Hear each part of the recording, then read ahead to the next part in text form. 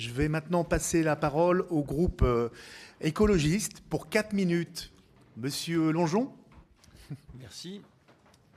Monsieur le maire, chers collègues, permettez-nous d'abord de saluer le travail quotidien des commerçantes et des commerçants stéphanois, parce que c'est bien de parler de commerce, mais sans eux, on ne pourrait malheureusement pas en parler.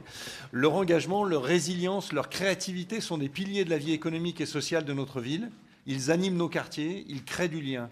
Souvent, ils maintiennent une offre de proximité indispensable aux Stéphanoises et aux Stéphanois. Merci à elles et eux.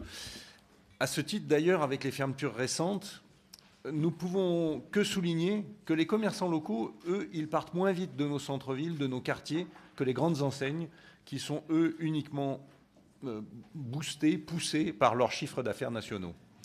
Saint-Étienne, comme tant d'autres villes françaises, subit les conséquences de 40 à 50 ans de politique de déménagement du territoire qui ont favorisé l'étalement urbain et le déménagement des commerces en périphérie. Ce modèle était très consommateur d'espaces naturels, d'espaces agricoles, d'énergie.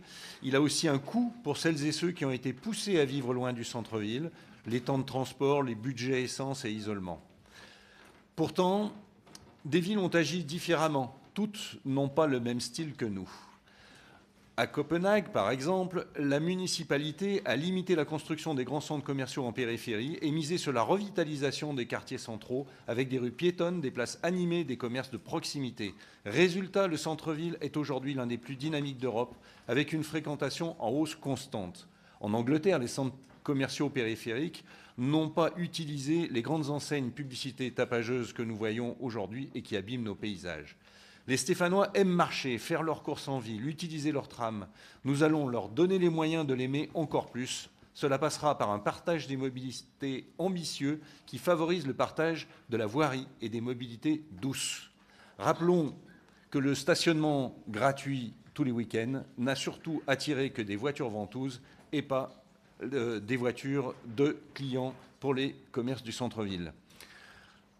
À Gand, par exemple, en Belgique, la ville a transformé son centre en une vaste zone de circulation apaisée avec des rues réservées aux piétons, aux vélos, aux transports en commun. Les commerçants y ont vu leur chiffre d'affaires augmenter car les clients viennent plus facilement et restent plus longtemps. Quand on pense commerce, à Saint-Étienne comme ailleurs, on visualise tout de suite les rez-de-chaussée vacants de notre centre-ville et de tous nos quartiers. Imaginons aussi des rez-de-chaussée actifs, des commerces, mais aussi des services qui apportent de la vie, de la diversité dans tous les quartiers.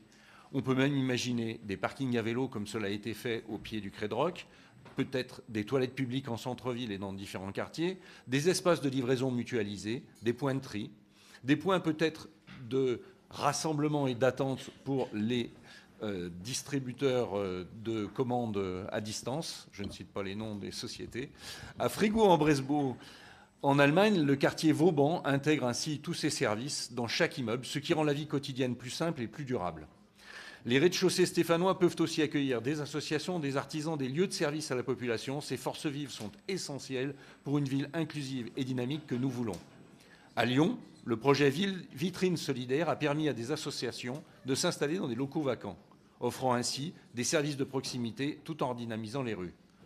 Notre centre-ville doit être un lieu de fraîcheur, de verdure, d'eau, un espace où l'on a envie de flâner, de consommer, de se rencontrer. Le plan façade était une première étape, mais il faut aller plus loin. Végétalisation, îlots de fraîcheur, espace public repensé. À Barcelone, cela a été fait notamment dans le cadre de l'opération des super îlots qui ont permis de réduire la place de la voiture, de créer des espaces verts, de favoriser les rencontres habitants et d'améliorer surtout la qualité de l'air. Les commerces de proximité ont bénéficié de ces opérations avec une clientèle plus nombreuse et plus fidèle. Pourquoi ne pas imaginer un encouragement aussi à l'utilisation de la monnaie locale, le lien, pour encourager la consommation locale de proximité et soutenir nos commerces indépendants. À Bristol, au Royaume-Uni, la monnaie locale a permis de maintenir plus de 800 emplois. Et je ne parlerai pas de l'expérience du campus de l'Université de Philadelphie aussi, qui a sa propre monnaie et qui fonctionne très bien. Le commerce n'est pas qu'une question économique, c'est une question de société, d'écologie, de qualité de vie. Nous avons tous à y gagner, Stéphanoises, Stéphanois, commerçants, associations, collectivités.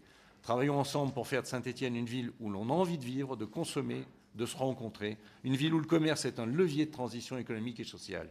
Merci.